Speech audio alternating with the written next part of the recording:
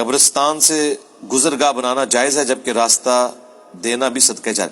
جی گزرگاہ بنا سکتے ہیں بشرطے کہ آپ قبروں کو پھلانگے نہیں, نہ قبروں کے اوپر پاؤں رکھیں, راستوں میں سے پگ ڈنڈیوں سے گزریں, کیونکہ صحیح مسلم میں حدیث ہے کوئی شخص قبر پر بیٹھے,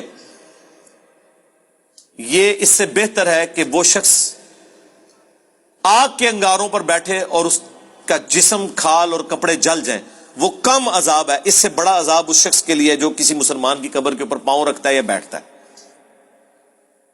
تو قبرستان سے گزرتے ہوئے خیال رکھیں کہ جہاں راستہ ہو وہاں سے گزریں, قبروں کو پھلانگ کے یا اس کے اوپر پاؤں رکھ کے نہیں گزر سکتے. اکثر سنتے ہیں کہ رزق عورت کے نصیب کا ہوتا ہے اور اولاد مرد کے قسمت کی ہوتی ہے. اور سنتے ہیں کیا کہ وہ قرآن حدیث ہے یار, قسمت وہی ہے جو اللہ نے آپ کے لیے مقدر کی ہے. سورہ شورا میں ہے اللہ جسے چاہتا ہے بیٹے دیتا ہے, جسے چاہتا ہے بیٹیاں دیتا ہے, جسے چاہتا ہے دونوں دیتا ہے, جسے چاہتا ہے بے اولاد رکھتا ہے. یار نبی علیہ السلام کی ساری بیویاں بے اولاد ہیں سوائے سیدہ ختیجہ کے, یا ایک ماریہ قبطیہ سے ابراہیم پیدا ہوئے, باقی ساری بیویاں بے اولاد ہیں. کیا ان عورتوں کی خواہش نہیں تھی کہ ان کی اولادیں ہوتی؟ حالانکہ حضور کی وفات کے بعد انہوں نے اتنے سال زندگی بغیر خاوند کے گزارنی تھی.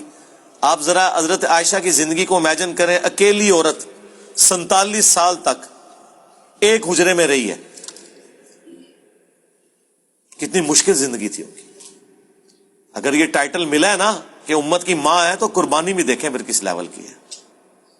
یہ کہنا آسان ہے, ایک جوان عورت بیوہ ہو جائے اور پھر 47 سال تک اس غم میں رہے اور اس حجرے میں کہ جس کے ایڈجسٹنٹ کمرے میں اس کے خاوند جو پیغمبر بھی ہے اس کی قبر بھی ہو, اس کے باپ کی قبر بھی ہو. آپ اس تکلیف کا اندازہ کر سکتے ہیں. تو یہ ایویں نہیں ٹائٹل ملا ہوا النبی اولا بالمؤمنین من انفسہم وازواجہم امہاتہم رضی اللہ عنہم اجمعین وعلیہم السلام اجمعین. کیا عید والے دن گلے ملنا بدعت ہے؟ کوئی بدعت نہیں میرے بھائی, یہ سب کلچرل چیزیں ہیں. اس طرح کی عیدی لینا دینا, شادی کے موقع کے اوپر کسی دولہا کو آپ سلامی دے دیں, یہ ساری کلچرل چیزیں ہیں, ان کا دین کے ساتھ کوئی تعلق نہیں, نہ اس کے اوپر کوئی بدعت کے فتوے لگتے ہیں. کیا کرپٹو کرنسی میں انویسٹمنٹ کرنا جائز ہے؟ شرعی طور پہ کوئی مسئلہ نہیں ہے, یہ بھی ایک کرنسی ہے.